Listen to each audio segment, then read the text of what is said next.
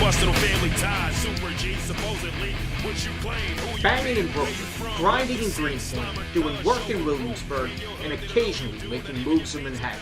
This is Fight Fuel MMA. I am Dave Clifford, aka at Fishy Fridge on Twitter.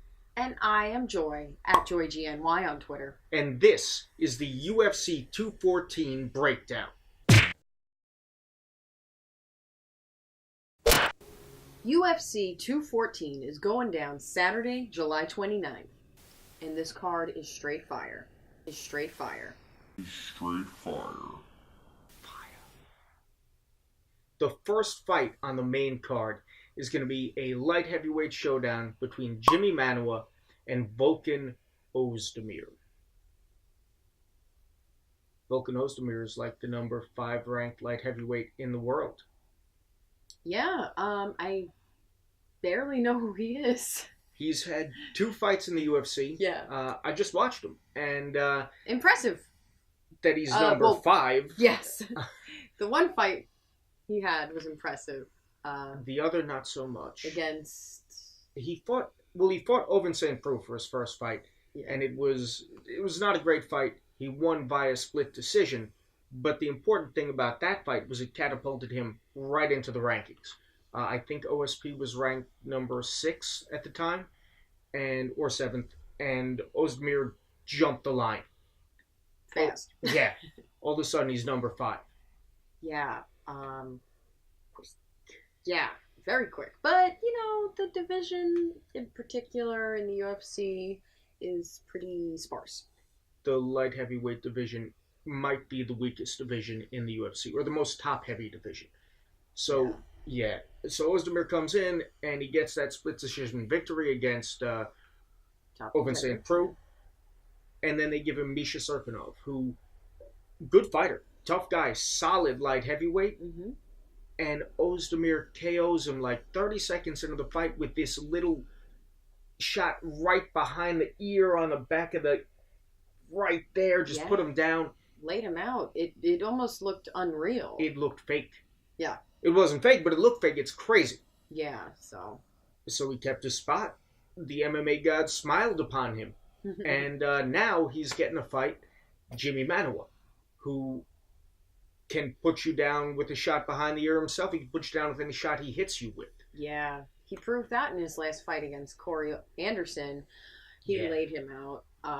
Manuwa is definitely a tough opponent. He should be as powerful as he ever is, and I'd be terrified if I had to go against him personally. Manuwa, for I believe his 8 fights in the UFC, has only stumbled against really top-ranked light heavyweights, Gus and Rumble. Aside from that, he's Rumble is retired. Yeah, but aside from that, he's finished everybody that he's fought. Either one fight, it was a decision. Everything that was like KO, TKO, or doctor stoppage. Two of his opponents, either he injured or they got injured. Mana was a finisher. Proven. Yeah. Scary. Yeah. Scary finisher. Yeah. And Ozdemir likes to stand, it seems like, from a couple fights we've seen from him. And I feel like if he stands in front of Manuwa, he's going to get knocked out. Yeah. Are we picking fights? We're picking fights. I'm picking Manuwa for this fight. Yeah, I'm going to pick Manuwa. He's going to pull off the victory via some sort of KO, TKO, something like that. Yeah. So. Yeah, I'm going Manuwa for the win, KO, TKO. Unless it turns out that Ozdemir really should be the number 5 ranked light heavyweight in the world. Yeah, I mean, we just don't know enough yet. So yeah, that's like a wild card right there. A great fight to start off the card, though, I have to say. Yeah, I'm looking forward to it. Yeah. And you better get fucking ready for the next fight, because it's Donald Cowboy motherfucking Cerrone versus ruthless Robbie Lawler. This is an MMA fan's wet dream of a fight. Did you just jerk off? No. This is a fight between 2 modern-day gladiators. Cerrone will fight as often as you let him fight. He is a Muay Thai tactician, excellent skills on the ground, looks to finish fights. He's coming up from lightweight, and he's been fighting his last few fights at welterweight, and he looked sick until he fought Jorge Masvidal, who worked him.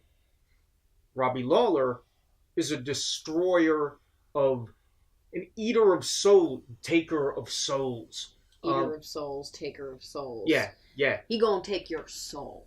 He basically sacrifices his opponents to Trog, the berserker god. He's not human. No, he doesn't really look human. He looks like a Saiyan of some kind. He is part Super Saiyan. I think I read that somewhere. Yeah, I think so. It's in his bio. Yeah. And yeah. he's an animal. He's coming off a loss to Tyron Woodley. But he was former champion. He dropped the belt to Woodley. However, he was a dominant champion, and he has fought some crazy fights of the year every year. It's like the bar he sets, and he sets the bar and then he raises the bar. Like, his style of fighting is such a crowd favorite. You can't help but fucking love him. He fight of the year against Rory McDonald. Fight of the year against Carlos Condit. I meant it when I said modern day gladiators. This man is a fucking gladiator. Absolutely. He goes out there, and if he wins, it's thrilling. If he loses, he goes out on his shield. You put these two guys together, you cannot have a bad fight. No. It is not a possibility. This fight should be headlining an event. Yeah, I mean, who doesn't love Cowboy Cerrone? Who doesn't love, like, we're talking about how Lawler has fight of the year. There are fights that Donald Cerrone has been in that have been so insane. He's just so fucking good. Now, okay, whole fights, give it to Lawler. Best moments, you gotta give it to Cerrone. That combo he did to Rick Story for UFC 200. That was the nastiest combo I've seen in recent memory. Oh my god. That was... to Rick Story. Is a thing of beauty. And this is another thing about Cowboy. He used to fight 155. He came up to welterweight, and I was a little skeptical. I thought he'd be undersized for the division.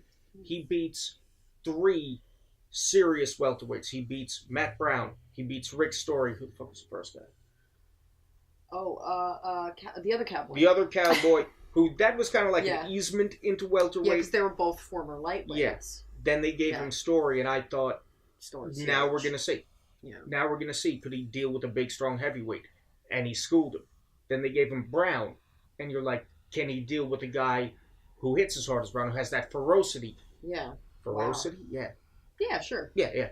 And he schooled him. Yeah. Oh my gosh. I don't even know if the arena can handle the awesomeness that's going to happen when these two fight. I mean, I don't even know. Like, everyone's head's just going to explode. That is one of the scenarios that the main event doesn't happen that we talked about. That might happen. You know, it's likely at this point because nothing else has happened. So I can't with this picking who you want to win. I love them both. They're probably two of my favorite fighters. If we're talking like favorite, all active fighters. Mm-hmm. So it's really hard for me to pick between the two, but I am going to have to pick Lawler in this one. I'm picking Lawler as well, based on the fact that he used to fight 185. He came down to 170. He hits really hard. He's the bigger man. He hits very hard. And he can take a shot. That's the only question is, can he take a shot anymore? Because at some point, people's chins just go. Now, Woodley knocked him out, but Woodley could knock anybody out. Woodley's extremely fast and powerful, especially in the beginning of that's true. All of his fights. So he, in that situation, he got caught at top speeds, top power, like fresh out the gate Woodley. So it's not, I don't think it's quite the knock on his chin.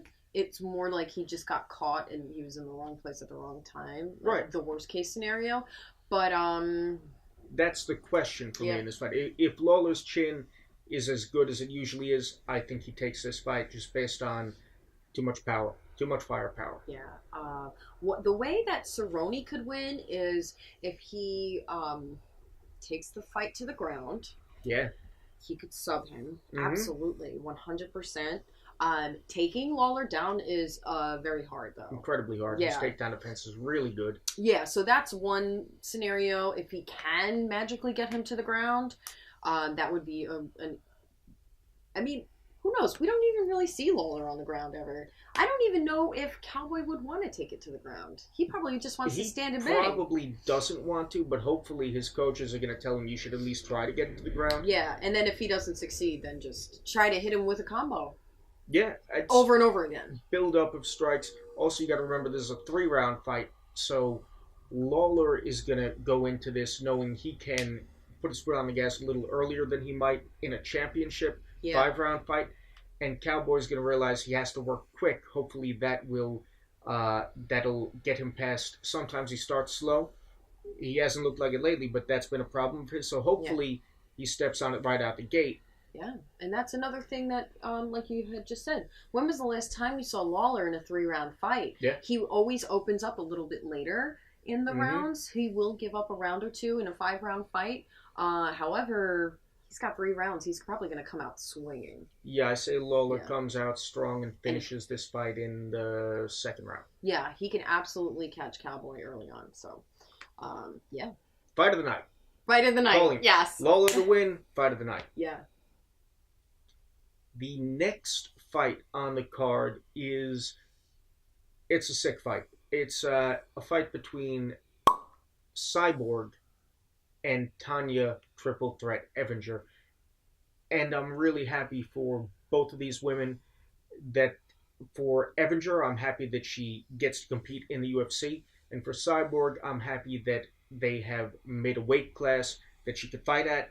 And she gets to fight for a title in said weight class. Yes. So this is for the women's featherweight title, which had a really rough, terrible start. And I think the UFC is going to want to erase what happened during UFC 208 for the inaugural title. Yeah. The one and done. But anyway, so we're not even going to talk about that because I'm sure the UFC is going to try to sweep that under the rug. They're going to pull a WWE on this shit. Yeah, right. PR nightmare. Yeah. Anyway, so this is what the women's featherweight title is for. It was made for Chris Cyborg. Yeah, scariest female fighter fighting today. Yes. Cyborg. That's what I was trying to say. Hands down. No discussion. She scares me to death. She's so tough. I don't think there's any fighter in the women's divisions that possess the power and the destructive ability she has. She can go through a 5-round fight if she has to. I think when she fought Conan, it was either a 4 or 5-round fight in Invicta, and it was either the 4th or the 5th it was finished, I don't remember, but she did it and her cardio held up. But she usually doesn't have to. Yeah, no. She usually finishes fights first round. However, with that being said, there is kind of like the question of is it a talent-rich weight division? Is she just getting put against people that aren't quite up to her caliber because that weight class, the talent isn't there yet and it's being built? The question will be answered, I think, with this fight because even though Tanya Evinger is a natural bantamweight fighter and she is the Invicta bantamweight champion right now, she is probably the best contender right now for Cyborg. And I really think she's going to take it to her. She's gritty. She's filthy. She will do whatever she has to do to win, and she will not stop. She will puke in a bucket in her corner, and she'll go out there and fight till she drops. So I don't think that... I mean, it's really hard to say, but I'm really pulling for Evinger on this one. She is an underrated fighter. I agree. She's under the radar. I think she's one of the greatest out there right now. I absolutely agree. She is under the radar and underrated. She did have a chance to get into the UFC. She was on Tough. I don't think she made it in. She's in Invicta. She was fighting. She gets the Bantamweight Championship. but I think that she has continuously improved, even now later in her career. And you watch her Invicta fights, she really does pull it out. I mean, she goes out there with a grappling heavy attack. She is always pressing the action. She's not afraid to take chances, and she fights till she cannot fight any longer. Yeah. The problem in this fight is the size discrepancy. She is a natural bantamweight. Cyborg is a huge featherweight. There's no doubting that Evinger's going to give Cyborg a good fight, and I think she has more of a chance at beating Cyborg than Megan Anderson, who they had tapped to fight her, than Germaine de Randamie would have had if she hadn't had her title stripped from her for refusing to fight Cyborg, than Holly Holm would if they had made that fight. That would be a good fight, though. I would like to see that. I'm so happy they made this one. This is going to be better. Yeah. Honestly, with all the wins that Evinger has stacked up, I just think that this is going to be, like, don't sleep on her. Do not sleep on her. She is the triple threat. And we fucking love you, Evinger. If you happen to ever watch. Teach me how to do that one time. I know, like, the odds are probably going to be like, yo, Cyborg's totally going to win this. But no. I think Evinger's going to surprise us all, and she's going to really pull out this victory, and she's going to put Cyborg to bed. All right, so Joy's picking Evinger. I'm picking Cyborg because I'm trying to be more objective. Either way, kind of a win for both women. Evinger's in the UFC. Cyborg gets her weight class. I'm really excited for that fight. It's going to be. They're gonna really hold their own. They're going to put on a show. They're going to. I love Megan Anderson, who's the women's featherweight champion at Invicta. In Invicta. She uses the hashtag "Make Featherweights Great Again." This fight will make featherweights great again. So I'm so excited for that, and I can't wait to see what happens, because these are bigger women that are going to be fighting in this weight class, and I just think the talent is just going to be like so crazy that there's going to be like crazy knockouts, and it's going to be very interesting to see who they bring in. That's the thing. They are going to have to start looking to build this division around the victor of this fight. I think they're expecting it to be Cyborg. Yeah. And if that's the case, they are basically working with a Chris Cyborg division for the next 2 years. Yeah. But they were working with the Ronda Rousey division at women's bantamweight, and that was going pretty well for them while it lasted, so they can do it. Yeah. They can do it. Yeah, and one thing, if Cyborg does win, she, despite all of the controversies that she has been plagued by with, drug tests and things like that, she seems like pretty stand-up person, and she would make a great champion. Yeah, I think she will make a good champion. Brazil loves her.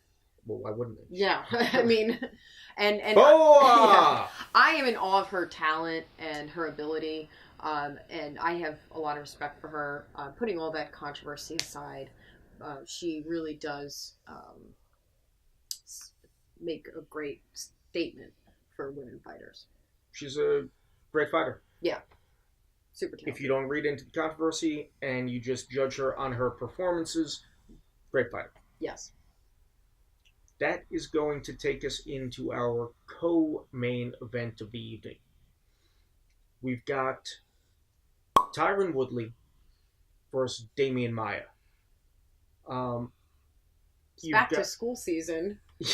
Do you have your backpack? Woodley might be wearing his. Yeah. I gotta say, Woodley.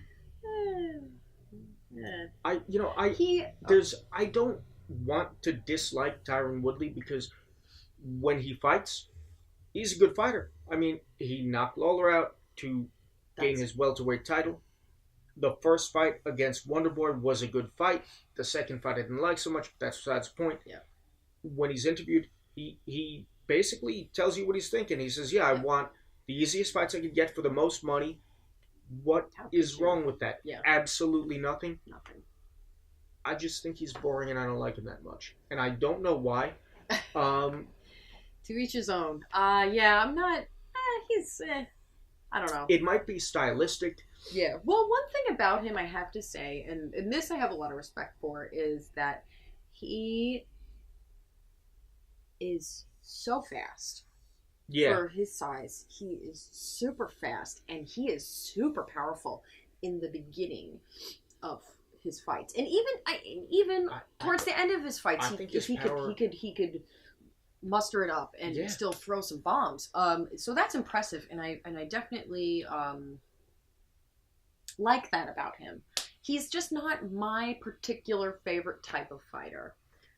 I don't know. For me, I think it's stylistic. I think he has powerful, fast striking. He has very good wrestling. Earlier in his career, he's primarily a wrestler. When I watch him fight, I don't see like one excellent thing to latch onto like you can with Maia. You can look at this guy and say, this man has phenomenal Brazilian Jiu-Jitsu. Eddie Bravo described Damian Maia's Jiu-Jitsu in MMA as it's a path.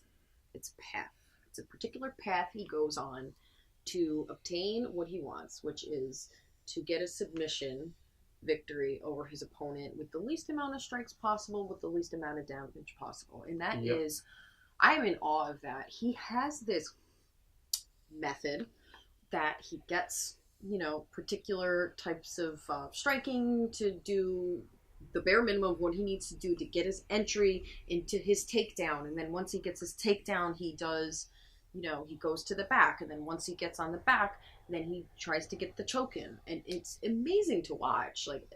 But we're biased. We train jiu-jitsu, right. So it's something that we are in awe of. But it's part of the game of mixed martial arts. What Joe was talking about, that path, you watch him throughout his career, and he always had great jiu-jitsu, but he didn't have this narrow path that he seems to walk now.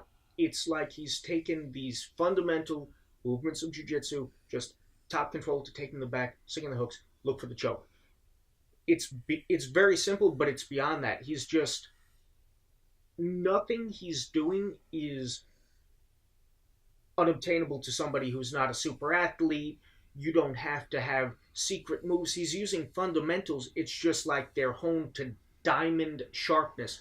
And when he puts the squeeze on, his squeeze is second to none. He'll finish people under the chin, over the chin. I think against Carlos Condit, he wasn't even under the chin. He was just cutting off the blood flow like over the jaw. It's insane. Yeah. And, like I said, Tyron Woodley, excellent fighter, but I don't see any one aspect of his style to latch onto and look at that in awe or appreciation. Maia, he's got to get it done on the ground with his jiu-jitsu. So that's what you're keying in on. And the whole fight you're watching, you're saying, when do I get to see him use his jiu-jitsu? How's he going to use it? For me, I think that's why I prefer Maia as a fighter, or am a bigger fan of Maia. Mm-hmm. That being said, this matchup could be really bad for Maia. He's gotten caught before. He's been knocked out before. And I can't remember the last time. He hasn't been knocked out in a while. No, for a while. And it was probably at 185 he was knocked. But for a while at welter, he absorbed something like 13 shots in 4 or 5 fights. It's just the lowest metric ever, because entanglement, takedown, submission. Mm-hmm. If Maia cannot get Woodley to the ground, he is fucked. And Woodley's a good wrestler, and he's stronger than Maia, and he's faster than Maia, and he can knock Maia out. So if you're watching this fight, you're watching this fight to see if it goes to the ground, because if it stays on the feet, he's not going to win. Absolutely fucked. Yeah. So, I mean, we'll see what happens. I hope Maia will win. That's what I think. I think Maia's gonna figure it out, and I think he's gonna choke him out. I don't know who's gonna win. I hope it's got to go to the ground at some point. Yeah, it will. I'm gonna say Maia via sub is gonna win this fight. Yeah, if Woodley plays into Maia's game, which he played into Thompson's game, I mean, he ended up getting the victory doing it. However, he should have just done takedown, and he would have definitely clear cut gotten the victory. Yeah, in the Thompson fight. So it's like, is he going to play into the ground fighting? In the Thompson fight, Woodley just had to take that fight to the ground and pound Thompson out. Thompson wouldn't have had an answer. He stood in front of him. In this fight, Woodley don't want to go near the ground. He wants to stand up. But he may play into Maia's game. Who knows? It's very strange that, like, on the outside looking in, as fans looking in, we will see a fight like Woodley Thompson. Like, why is in our heads, like, Thompson could knock anyone out, like, very easily. Like, Woodley's a wrestler. He should just take him to the ground, and he didn't. So that was, like, that's an example. And then also Conor McGregor versus Eddie Alvarez. That fight, Eddie Alvarez should have just been shooting takedown, takedown, takedown. And he didn't. He stood in front of him, walking into his power hand. So it's like, I don't know. We have no idea because we're not in the octagon ourselves in that situation. We don't know what it is to have the feel of the octagon under our feet. Sometimes it looks like fighters make baffling decisions in there. I mean, we don't know. But from an outside point of view, it can be frustrating. Yeah. So, hey, if Woodley wants to try to shoot a takedown on Maia for some reason, we know who's going to win the fight. That's basically what we're saying. You know what? This is actually what I'm going to predict. I think Woodley stays the fuck away from Maia every round of the fight. I think he retreats. I think he waits to land a one-shot knockout. And I think it's going to be boring. Did I call for Maia before? I'm going to change it. Woodley via 4th round KO. Because I think it's going to be a boring fight until Woodley knocks him out. Well, if Woodley's backing up the entire time, I don't think he's going to have any power by the 4th round. It just came to me. I don't know why. Yeah? Yeah. If Woodley knocks him out, it's going to be in the 2nd round. But Maia's going to choke him out regardless. So. Okay, so we got. Let's go. Let's go! All right, next fight, the final fight, the main event of the evening. The ultimate grudge match. Oh, yes. The ultimate love affair will come to an end. No, they fucking hate each other. I'm just kidding. I think Jon Jones wants to physically harm Daniel Cormier outside the octagon. Yeah, it's really creepy. It's scary. Let me go back. This fight, these two have never liked each other. It's a clash of personalities. During the build-up to the fight, they were talking a lot of shit to each other anytime they'd run into each other. At one of the pre-fight pressers, they bring them together to face off, and Jones kind of leans into DC. DC shoves Jones back. Jones is pushing Dave's shoulder out the side, throwing haymakers left and right. The fucking stage falls down. People are freaking out. Jones up like, yeah! Because he's a maniac. It's a terrible look for him, for the sport. They fight. Jones wins. He dominates the last 2 rounds after a somewhat competitive first couple rounds. But it's not over. They still hate each other. Jones continues fucking up. Has been the biggest theme in his whole career besides winning. And he gets stripped. Yeah, so he was the champion for the first fight. Dominant champion. I mean, he's really... technically he had that one loss, but he really hasn't ever been beat, in my opinion, and in most people's opinions. So he's dominant champion in his weight class. DC is... That loss. I'm sorry, but that loss... Steve fucking Mazzagatti stops the fight because of illegal elbows and asks Matt Hamill, can you continue? Matt Hamill's fucking deaf. You can't ask him shit. There's blood in his eye, and Mazzagatti stops the fight.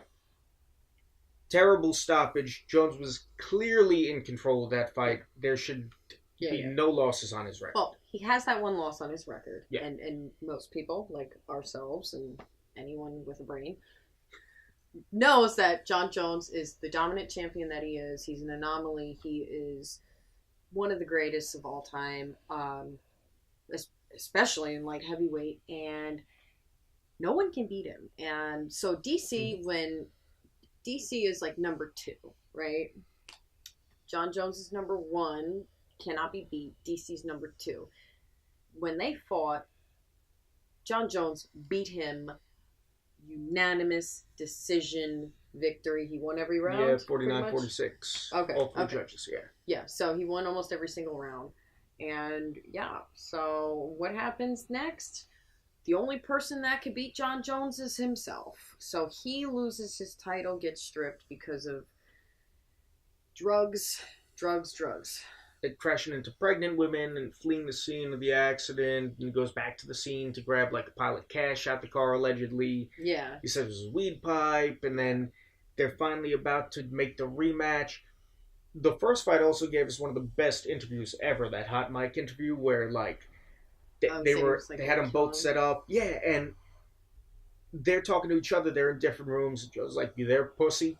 And DC's there like, "Man, you're fake." And Joe, it comes down to Jones saying he would kill DC, and he's just staring in the camera with those dead eyes, and you're like, he wants to kill him. He literally wants to kill this he wants person. to kill this dude. Yeah, it's really kind of gross and creepy. John Jones is a sociopath. Kind of has that Absolutely tendency, or at least the persona that he gives us in the media and in interviews and stuff like that. He kind of comes off like that. I mean, I don't know how he is in real life. We don't know him, but he's a those sociopath. are the vibes we get. So anyway, so they were gonna fight. They had the bad press conference. They exchanged blows. They hate each other. John Jones beat him unanimous decision. Gets stripped of the title. They go to fight again because now DC's the champion. And they go to fight again, and he fails a drug test, John Jones. So then, like, now here we are a year later after his suspension from failing the drug test is up. Now it's the long awaited rematch. Now DC's the champion, and John Jones is the challenger. So, in my opinion, this is a no-brainer. John Jones is going to win. I think John Jones is going to win the fight, too. Yeah. DC's rationale is Jones was on steroids the whole time he was fighting, and now that he popped for whatever this, it was estrogen blockers or something, DC saying Jones was just straight on steroids. He's not going to have that advantage anymore. Now DC is going to beat him. I don't think so. To me, it's highly likely Jones was on steroids. His brother popped for the same substance. Jones popped for around the same time. His brother's in the NFL. They were probably getting jacked. Like, here, take some of this shit. Get stronger. I don't think it matters. You can't prove what he failed for. He said it was some bootleg Cialis. It doesn't matter. He's a better fighter. He's younger. He's stronger. He's faster. He has a wider arsenal of techniques. And it doesn't matter what he's like outside of the cage, because when he steps into it, he's the best light heavyweight to have ever fought. So dominant. And Such DC is not. Amazing, yeah. DC's great. I love DC. He's fucking awesome. He's beaten every single light heavyweight that you put in front of him. Every heavyweight you put in front of him. Yeah, he's undefeated. Except Jones is the only loss. Okay, only loss. Duh. So yeah, John Jones is gonna win. He really, I mean, if he loses, it's only himself to blame. He has the talent, he has the capacity to beat anybody. So he just needs to put the pedal to the metal and just be completely focused on fighting. And hopefully he put all that past shit behind him. And I'd love to see him conquer his demons and just continue. Like, I just love watching him fight because he is crazy good. Yeah, he's crazy good. So I don't want to see that stop. I don't care what he does outside the cage at all. I'd like to see him continue fighting. I don't care if he conquers his demons or not. I just hope he doesn't get caught doing whatever he wants to do, because I like to see him fight. And hopefully he's not using performance-enhancing drugs, because I hate that. But Jones has got to smoke Cormier. He's got to. If he doesn't, that's going to be crazy. You know, like I said, he will only have himself to blame if he doesn't beat DC, because he could beat him up and down, left and right, any fucking day of the week, because he is that good, because he is the one. For some reason, he is the chosen one for the light heavyweight division. He's that good. He's that good. So, I mean, we'll see what happens. I think that's going to be a great fight. I think it's going to be a great fight. I think there is no way this fight can live up to the expectation that has been heaped upon it. Yeah. Over all this time, dragged through years and failed drug tests, and DC pulled out because of his knee, and everybody wants to see it. Yeah. It's the only way it could meet those expectations is if like the arena would like explode in awesomeness. Or if DC wins, and then you got a trilogy set up. True. That would be, you know what? If that happens, it's going to be a sick fight. But I can't see it happening. I mean, DC is a great fighter. Don't get me wrong, but John Jones got his number. He knows how to beat him. He can beat him. He will beat him. And if he doesn't, then trilogy. And great for them. They'll make a lot of money. Yeah. And money. I still think John Jones wants to kill Daniel Cormier in real life, not in the cage. Yeah, it's kind of. I guess that's neither here nor there. Yeah. This is the card. This card is insane. Yeah. Not only is like the main card amazing, every single fight, it's just like. These are like all of my favorites. Like I love Manoa. I love watching him fight. I fucking love Lawler. I love Cerrone. I love Evinger. I love Cyborg. I love watching them fight. And then Woodley. All right, he's good. So Woodley. Maya, and then fucking Jones DC. Like holy shit, this is a great card. This is the best card they have put together in a long time. And well, the Miocic Jędrzejczyk card. That was a very great card too. But it's here and this card this is here. the card. Yeah.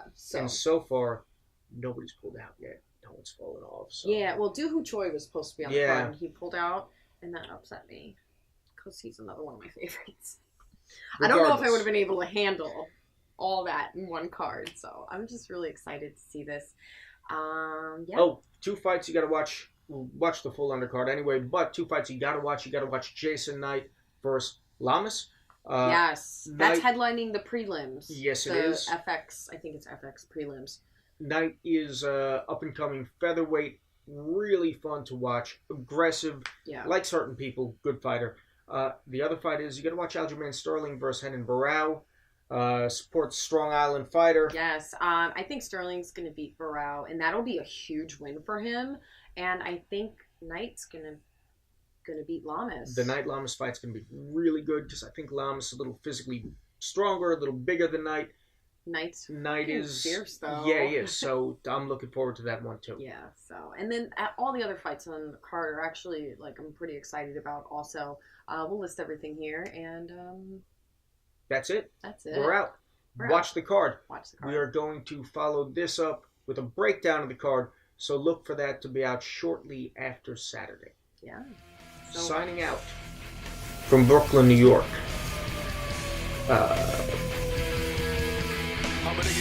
Dave Booker, aka Fish Bridge on Twitter, and Georgie and Ryan on Twitter. Real life. No Joe Rogan, no bright lights, no scorpions, and no snake bites. Let you rap bad niggas get stage fright. Do it. I'm gonna start jerking off, like thinking about it. Yeah, I'm gonna be like. No, that's really creepy. Oh no, that's okay. That's so creepy. Please I'm looking at you. No. Doing it. Don't do it. No. No, I'm doing it. I'm definitely doing it. No, please. Yeah, because this is like people talk about that. People talk about doing that for fights. They're like, oh, they just made a fat. Do it. No. All right, let's do this. Not next to me. That's creepy. Okay. Are you jerking off right now? I'm gonna be.